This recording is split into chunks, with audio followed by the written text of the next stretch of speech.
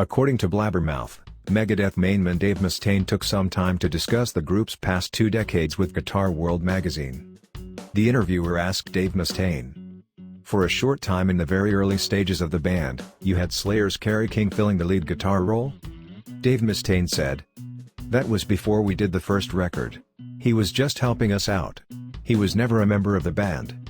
"Was he ever asked to join?" "I don't think so. And I don't think it would have worked. Because even though I write some pretty dark stuff, being satanic is just not my cup of tea." "What was your opinion of his playing?" "Well, before I started showing him my guitar style, he was pretty good.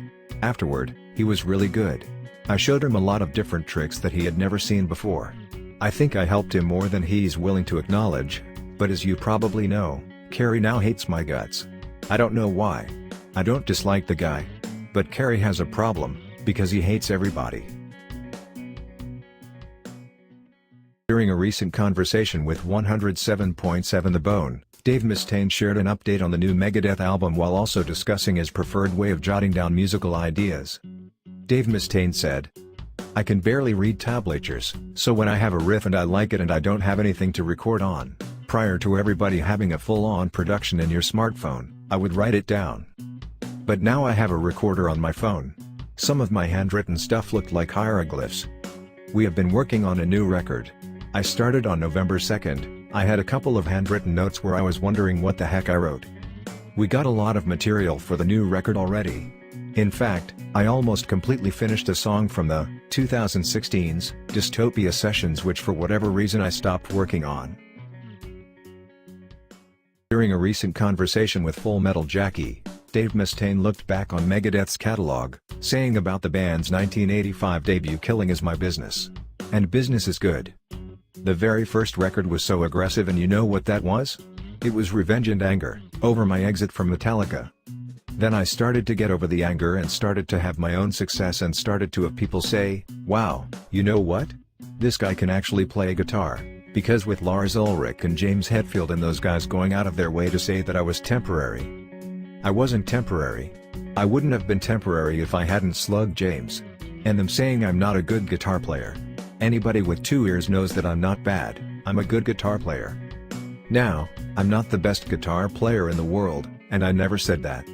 So, at that point was when I started to not worry about what other people said and just start writing. And I believe during 1992's Countdown to Extinction was when I started to feel some self-esteem. Because your self-esteem and ego are 2 totally different things. Most musicians have raging egos and no self-esteem at all." In his book called, "I'm the Man, the story of that guy from Anthrax," Scott Ian touched on the matter of Dave Mustaine's firing from Metallica, sharing a few thoughts and memories from the old days. James Hetfield was actually the wallflower. He was quiet like Charlie Bennett with a good sense of humor and hadn't developed his rock star persona yet. He looked awkward around people, but when he was holding his guitar and screaming into the mic he was right at home. That was where he belonged, even though he never said anything on stage. That was all Dave. Mustaine was the real front man of the band. He did all the talking on stage and he had that rock star personality.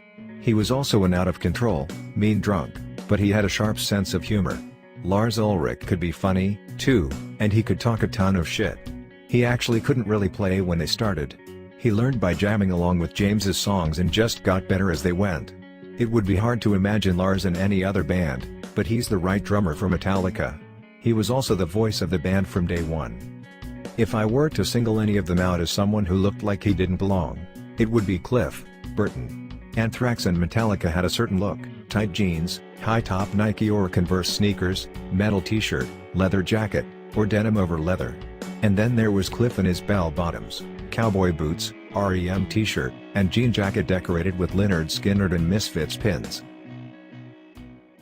From an archived 1987 interview with NME, we check out what Slayer's Jeff Hanneman said when being asked. "So Jeff, what attracts Slayer to Satanism?"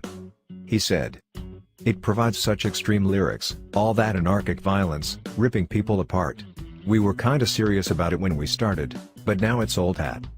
"What were you serious about?" "We read a lot from the Satanic Bible.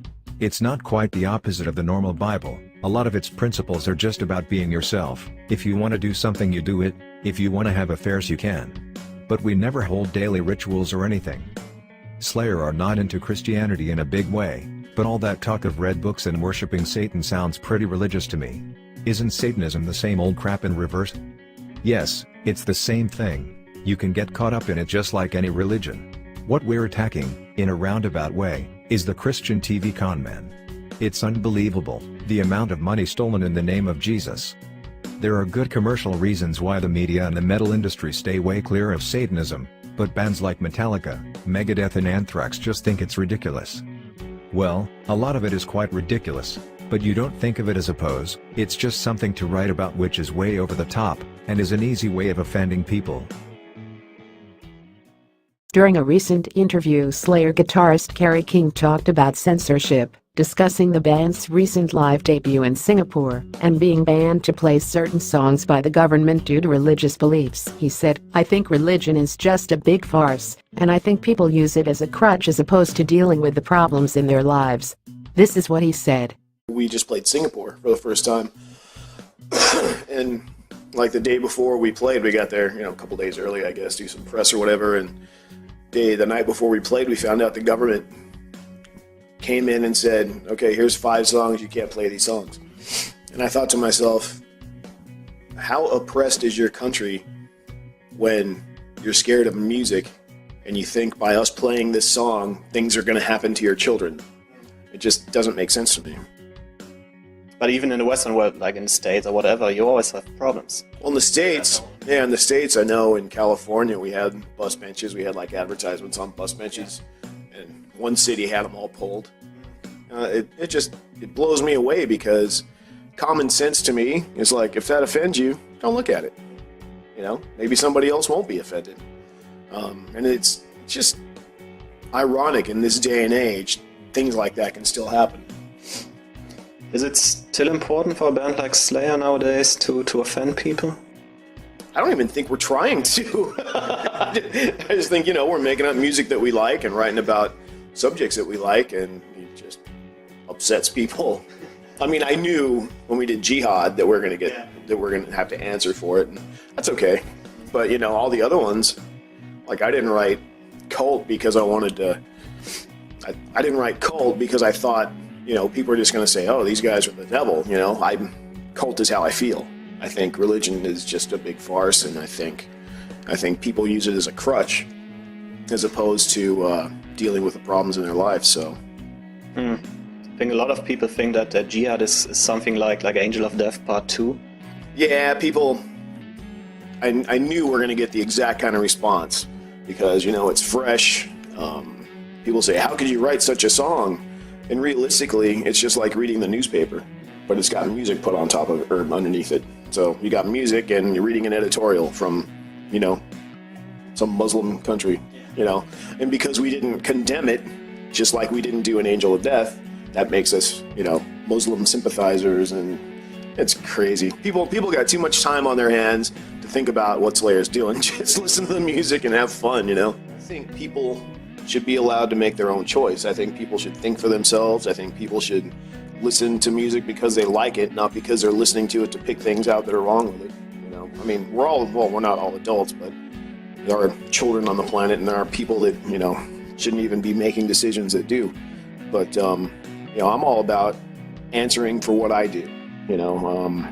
Like I said about the bus benches, if you don't like music, don't listen to it. If you don't like the TV show, watch another TV show.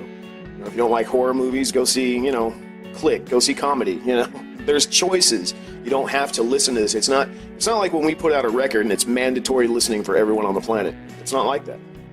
You have a choice. Discussing the importance of rhythm guitar, Slayer guitarist Kerry King shared his thoughts on shredders, saying that their music tends to easily bore him as repetitive. He tells Total Guitar, "I think a lot of the shredder-type players, and I don't mean everybody, they're not very good songwriters. Players like Dave Mustaine spend their time perfecting what they do only as far as leads. Yngwie had a run where he did some good songs, but when it became just about how many notes he can fit in a millisecond." King added, "Don't get me wrong, he's an amazing player, but after 3 songs, I'm done.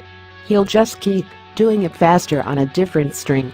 Rhythm guitar is where a song is constructed. If there's a song you like, it's because of that rhythm guitar. The lead stuff at the end of the day is just the icing. During the rest of the chat, King discussed hanging out with friends who aren't into metal, explaining how he still likes goofing around with guitar. When people come over and want to listen to music most people like, say Michael Jackson or something, I'll go pick up the guitar and learn the one Eddie Van Halen played on. I'll do stupid shit like that, he said. There's this song called Push It, which got used in commercials, and I think it's funny to put that on when friends are over, pick up a guitar and play along.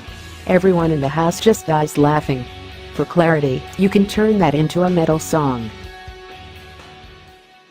Discussing his involvement with Megadeth during the band's early stages, Slayer guitarist Kerry King praised frontman Dave Mustaine's guitar skills, but still said that he can't figure out how anyone put up with Dave's character enough to stay in the band. He told Loudwire, "I was one of the lucky people, and there's certainly no offense against Kirk Hammett. Kirk's a wonderful friend of mine, but I was lucky enough to see Metallica with Mustaine. And I say that because it's just a rare thing to be able to say that. I saw them play with Woodstock, and I was so intrigued by Mustaine because he was just ripping on guitar and looking out that way somewhere. And I can't do that to this day. So I was just blown away at his guitar playing. And to find out, I think it was through BC Rich, cause we all played BC Rich back then, I found out that Dave was inquiring if I would play." He continued, "At the end of the day, I thought, this is a gigantic learning situation. And I also thought people would see me and know me from Slayer. Cause, we only went to the Bay Area, we only got up there. So I think, if people saw me, it would at least make them think, Slayer. So I had Slayer's best intentions in mind. I didn't go and say, hey, I want to be in Megadeth. I don't know how anybody can be in Megadeth for more than a couple of hours, cause that guy's crazy." Asked if he had any bad experiences with Mustaine during his short time in the band back in 1984, King replied, "He was cooler back then. I think there's been a lot of drugs and funny extracurriculars between now and then that helped shape who he is today. But it was good times back then. Playing all the venues Slayer played on, just, I don't know, playing different music. His stuff is definitely more, I wouldn't say intricate, cause we've got intricate parts too, but it's just, he writes riffs in a very different perspective than I, even after playing with him for a number of months. I wouldn't do it. It's just not my style." In a recent interview, Slayer guitarist Kerry King was asked for his opinion of the Swedish occult rockers Ghost, who share management with Slayer and have toured with King's band in the past. He said, "Dude, I love the imagery. I love it. I just hate the fucking music. I like them as people. You know, they've been on many tours with us. I can't get into their music. And I tried. I want to like them, and I can't. I got their CD from Brian Slagel from Metal Blade. It was when Gary Holt first started playing with us, and I picked up Gary. And I'm like, Brian said, this is awesome, man. So we put it in, going to practice. It wasn't awesome. It wasn't awesome for me. It wasn't awesome for Gary either. I'm like, well, maybe the first song sucks. And we went to the next one. It's just not for me. I know Ghost is hugely popular, and I'm very happy for their popularity. And, like I said, they're the nicest guys you'll ever meet. It's just not my music. And I've tried so hard." Since then, an A-list school from Ghost responded to what Kerry King said, dismissing any bad blood over Kerry King comments. He said, "I don't even think that what he said was negative. He just said that he didn't like the band, that he didn't like the music. And you know, we're not for everybody. We've never tried to please everybody, so I didn't even see the negative element in what he said. It doesn't change my opinion on Slayer. I've been a Slayer fan ever since I was a kid, and I still love several of their records with all my heart. For me, it wasn't changing anything." In a recent interview, Slayer guitarist Kerry King was asked for his opinion of the Swedish occult rockers Ghost, who share management with Slayer and have toured with King's band in the past. He said, "Dude, I love the imagery. I love it. I just hate the fucking music. I like them as people. You know, they've been on many tours with us. I can't get into their music. And I tried. I wanna like 'em, and I can't. I got their CD from Brian Slagel from Metal Blade. It was when Gary Holt first started playing with us, and I picked up Gary. And I'm like, Brian said, this is awesome, man. So we put it in, going to practice. It wasn't awesome. It wasn't awesome for me. It wasn't awesome for Gary either. I'm like, well, maybe the first song sucks. And we went to the next one. It's just not for me. I know Ghost is hugely popular, and I'm very happy for their popularity. And, like I said, they're the nicest guys you'll ever meet. It's just not my music. And I've tried so hard. Since then, a nameless school from Ghost responded to what Kerry King said, dismissing any bad blood over Kerry King comments. He said, I don't even think that what he said was negative.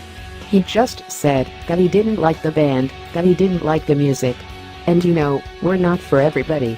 We've never tried to please everybody, so I didn't even see the negative element in what he said. It doesn't change my opinion on Slayer. I've been a Slayer fan ever since I was a kid, and I still love several of their records with all my heart. For me, it wasn't changing anything.